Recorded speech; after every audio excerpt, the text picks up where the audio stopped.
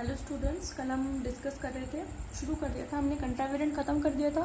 Second rank और higher rank के कंट्रावेरिएंट answer बता करके और कोवेरिएंट आंसर शुरू कर दिया था मैंने, जिसमें मैं उसको डेफिनेशन बता चुकी थी कि वो कौन से ट्रांसफॉर्मेशन इक्वेशन से कंट्रावेरिएंट आंसर जो है वो रिलेटेड होता है। ठीक है, वो इक्वेशन नंबर 1 में बता चुकी थी। और किस तरीके से आपको याद रखना है कंट्रावेरिएंट के first rank, second rank, higher order और कोवेरिएंट का, वो भी मैं आपको बता चुकी थी सब। ठीक है, तो आज हम पढ़ेंगे transformation of first rank covariant answer, यानी कि फर्स्ट रैंक कोवेरिएंट आंसर का किस तरीके से ट्रांसफॉर्मेशन कर सकते हैं। बस आपको क्या करना है कि जो इक्वेशन नंबर 1 है उसको आपको मल्टीप्लाई करना है, किससे? दोनों साइड पे मल्टीप्लाई करना है, किससे? Del x mu bar upon में किससे? डेल एक्स लैम्डा से। ठीक है, जब हमने लास्ट टाइम कंट्रावेरिएंट आंसर का ट्रांसफॉर्मेशन पढ़ा था तो हमने उसी के अकॉर्डिंग उसको मल्टीप्लाई किया था, ऊपर नीचे आपको ध्यान होगा किससे किया था हमने। ठीक है, आपको कैसे याद रहेगा कि किससे मल्टीप्लाई करना है? भाई देखो, पिछली बार जब हमने किया था तो एक नीचे वाला कट गया था, है ना, तो जो नीचे है उसको उससे तो ऊपर मल्टीप्लाई करेंगे, यानी कि डेल एक्स म्यू बार से तो मैं अब भी करूंगी मल्टीप्लाई, है ना। तो मैं क्या लिखूंगी? Multiplying del x mu bar upon, अब नीचे कोई नया वेरिएबल लेते हैं अपन, पिछली बार के एंटर कराया था तो नीचे नए वेरिएबल से मल्टीप्लाई किया था, तो अब की बार करेंगे डेल एक्स, अब की बार मैं ले रही हूँ लैम्डा, जो कि कैसा है? बिना बार का है, ये ध्यान रखना। ठीक है ना, multiplying by del x mu bar upon del x lambda to equation 4 on both sides. ठीक है, दोनों साइड से मल्टीप्लाई करेंगे अपन। तो जब आप मल्टीप्लाई करोगे तो आपके पास क्या बचेगा? आपके पास बचेगा, मल्टीप्लाई कर दो del x mu bar upon del x lambda, साथ में A mu bar is equal to del x mu bar upon del x lambda और डेल एक्स न्यू, ये है ना, ये मैं ऐसे कैसे लिख रही हूँ? मल्टीप्लाई कर रही हूँ बस दोनों साइड पे। ठीक है, upon del x mu bar और ए न्यू। ठीक है, ये कट गए, काट के दिखाना नहीं है, बस आपको पता होना चाहिए कि ये कट गए। Del x mu bar upon del x lambda और ए म्यू बार। ठीक है भाई, इधर देखो कट गए तो क्या बच गया? Del x nu upon del x lambda और साथ में ए न्यू। तो इसको मैं क्या लिख सकती हूँ? जहां हमने क्रोनेकर डेल्टा की प्रॉपर्टी पढ़ी थी तो हमें पता है कि इसको मैं क्रोनेकर डेल्टा म्यू लैम्डा लिख सकती हूँ, यानी कि मैं इसको क्या लिख सकती हूँ? इसको मैं लिख सकती हूँ डेल्टा न्यू लैम्डा अपॉन नहीं है, डेल्टा न्यू लैम्डा और साथ में ए न्यू। समझ में आ गई बात आपको? ठीक है, यहाँ पे आप बता देना according to Kronecker delta's property, हम जानते हैं कि del x i upon del x j जो होता है वो क्या होता है? वो होता है डेल्टा आई जे, ऐसे लिख सकते हैं अपन। ठीक है, अच्छा ये एक चीज़ और, ये जो लैम्डा है ना भाई, रुको रुको रुको, ये सारे कैसे हैं? देखो ये कल भी हो गई ना ये मिस्टेक, ये कोवेरिएंट, मतलब ये मैंने कहा था आपको, ये दोनों तो नीचे आएंगे, ये दोनों ऊपर ही रहते हैं भाई। तो ये एक्स म्यू जो है ऊपर है, ये यानी कि सुपर स्क्रिप्ट में है, तो जब मल्टीप्लाई करेंगे तो भी सुपर स्क्रिप्ट में ही रहेगा, है ना। मेरा ध्यान अभी गया है, डेल एक्स म्यू ये सुपर स्क्रिप्ट में भाई, यहाँ भी सुपर स्क्रिप्ट में है ये दोनों, और ये भी सुपर स्क्रिप्ट है। ठीक है, करेक्ट कर लेना, देखो ये सभी जगह हो गया, सभी जगह करेक्ट कर लेना भाई, मैं दिखाऊंगी करके तो घिचपिच हो जाएगा। ठीक है, आप इसी के अकॉर्डिंग ये सारा कर लेना, ये सारे सुपर स्क्रिप्ट में आएंगे, म्यू और लैम्डा जो है सुपर स्क्रिप्ट में आएंगे। तो ये आपका लैम्डा ऊपर है, ठीक है, ये ऐसे का ऐसा आ गया, ये भी म्यू लैम्डा ऊपर है। ठीक है भाई, इसको किया ना जब ध्यान पड़ा। ठीक है, तो आपका ये क्या आएगा? Del x mu bar upon del x lambda, इसको करेक्ट कर लेना भाई, जहां मैंने सब जगह पे, मतलब ये चेंज नहीं करना, ये तो वही रहेंगे सब स्क्रिप्ट, बाकी सारे सुपर स्क्रिप्ट होंगे। ठीक है, ये भी चेंज नहीं होगा, ये भी चेंज नहीं होगा, ये भी सही है आपका। ठीक है, और ये जो डेल एक्स वाले हैं ये सारे सुपर स्क्रिप्ट में कर लेना। ठीक है, यहाँ पे आ गया A mu bar is equal to कितना आ गया आपका? Delta nu lambda A new.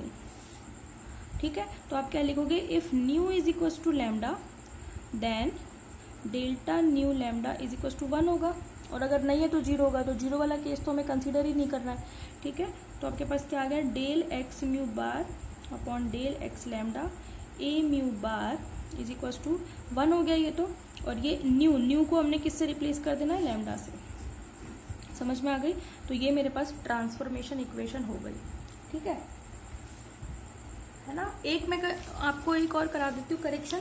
जब हमने last time first rank contravariant tensor पढ़ा था, तो जब हमने यहाँ पे k इज टू जे लिखा था, है ना, तो k इज टू जे लिखा था, तब आपने इसको 1 कर दिया था। किसको, k इज टू जे किया था तो इसको 1 कर दिया था। तो ये ए जे जो है ये भी तो k बन जाएगा ना, क्योंकि आप पूरे j की जगह पर k लिखोगे, तो ये जो है आपका ये k बन जाएगा, यानी कि ये जो है आपका ये k बन जाएगा। ये ध्यान रखना, क्योंकि आपने k की j बराबर k लिख दिया, यानी कि जहाँ पे j है उसकी जगह आपको k रखना है, ठीक है।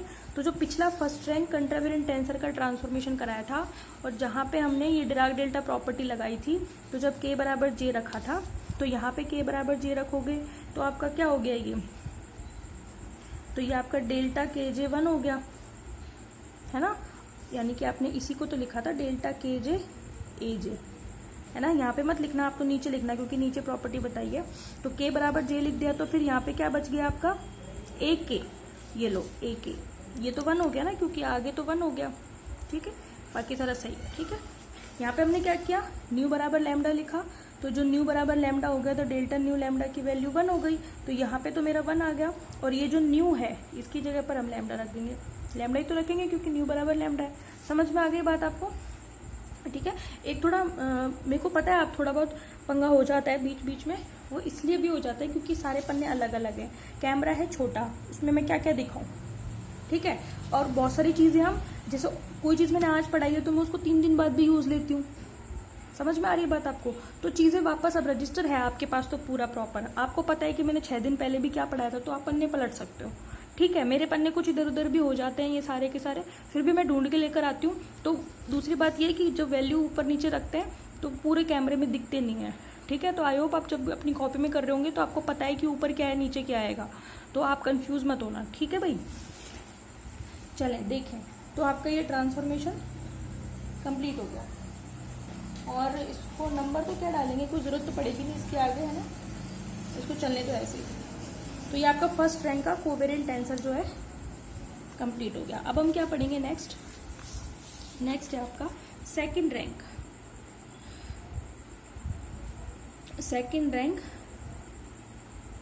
कोवेरिएंट टेंसर, यानी कि द्वितीय कोटि का सहचर प्रदेश।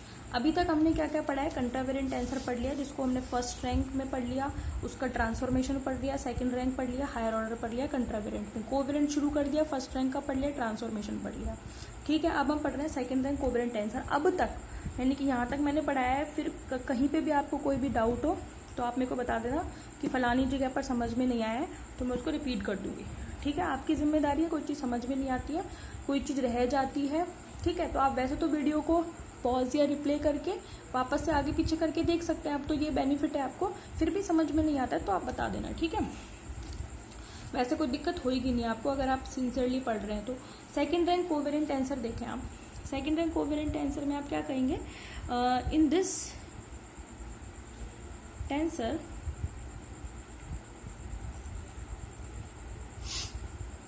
quantities will be related by following transformation equation।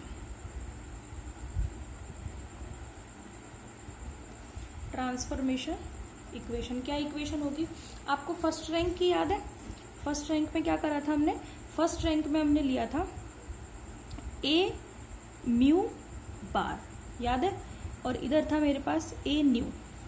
समझ में आ रही है, ठीक है भाई।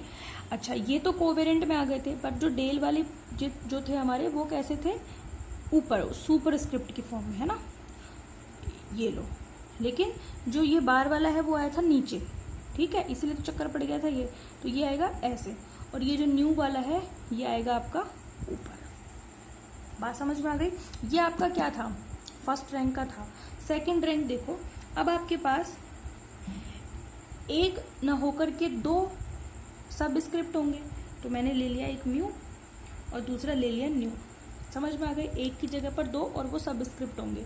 इधर क्या होंगे, 2 रिलेशन मिलेंगे जैसे हमने सेकंड रैंक कंट्रावेरिएंट में पढ़ा था, और ए इसके साथ भी क्या होंगे, 2 हो गए। न्यू तो आप ले चुके, अब कुछ नए आप ये ऐसी वाली क्वांटिटी ले लो, है ना। जैसे हमने ले लिया, एक तो ले लेते हैं सिग्मा और एक ले लेते हैं ओमेगा, 2 ले लिए मैंने।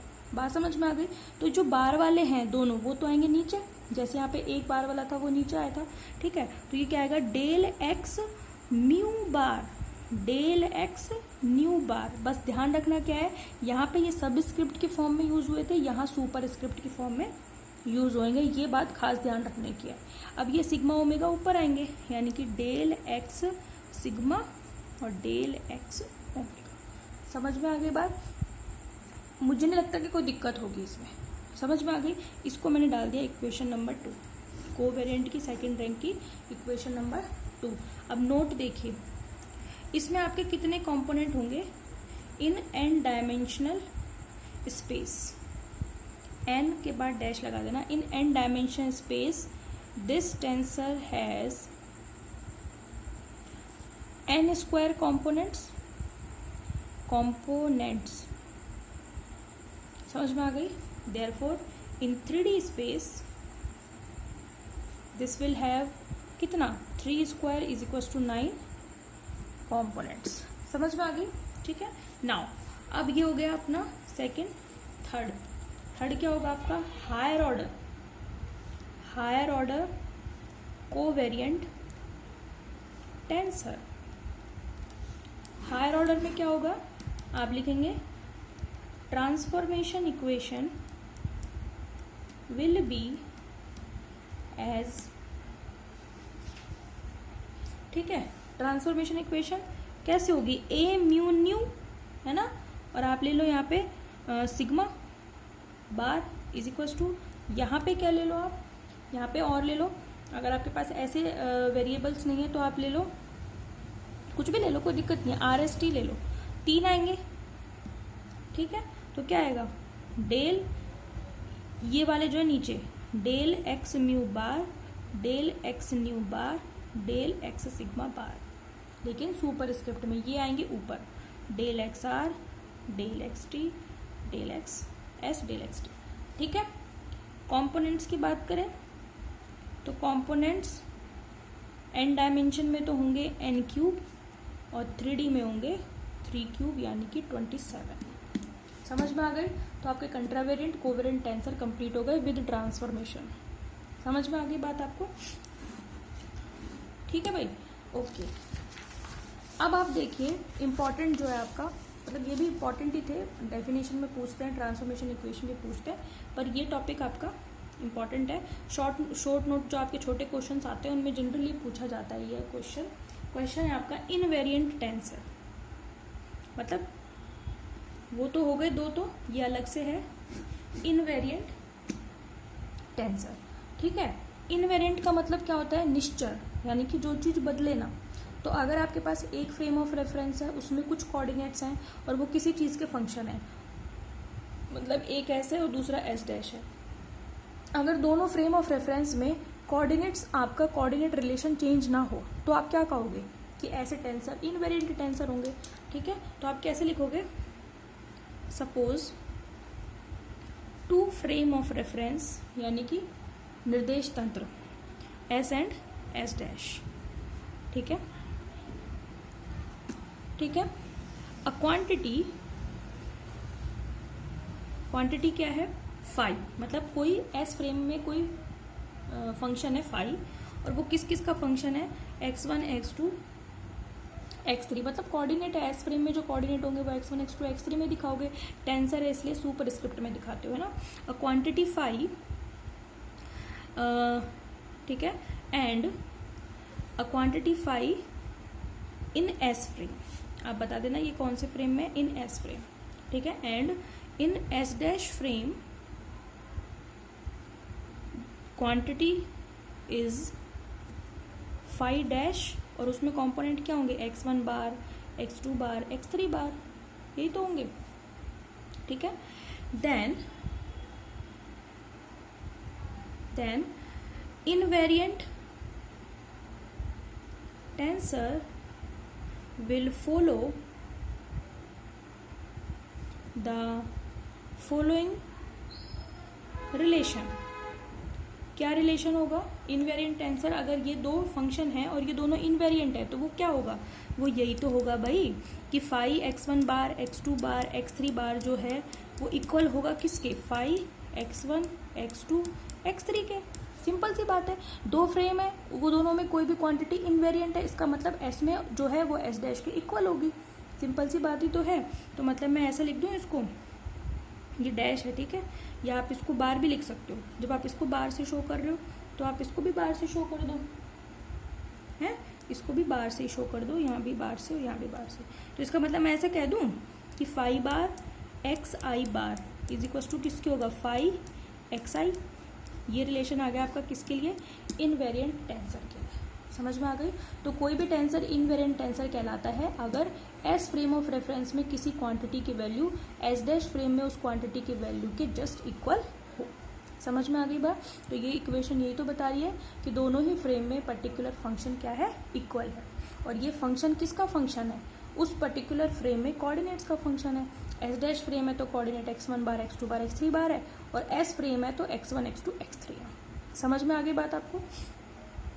समझ में आ गई बात? इसी में अब एक पूछा जा सकता है आपसे प्रूव करने के लिए, उसको मैं आपको कल की वीडियो में या नेक्स्ट वीडियो में समझाऊंगी, ठीक है। इसके बाद आपका रह जाता है मिक्स्ड टेंसर। मिक्स्ड टेंसर के बाद हम पढ़ेंगे सिमेट्रिक और असिमेट्रिक टेंसर, फिर मैट्रिक टेंसर, ठीक है, और फिर हाँ टेंसर आपके कंप्लीट हो जाएंगे। फिर कुछ ऑपरेशंस उनके बीच में करेंगे हम, मल्टीप्लिकेशन है, एडिशन है, ये सारी चीज़ें करेंगे, ठीक है। तो आप अपना कंटिन्यू रखना, कहीं छोड़ना मत, ठीक है। Thank you.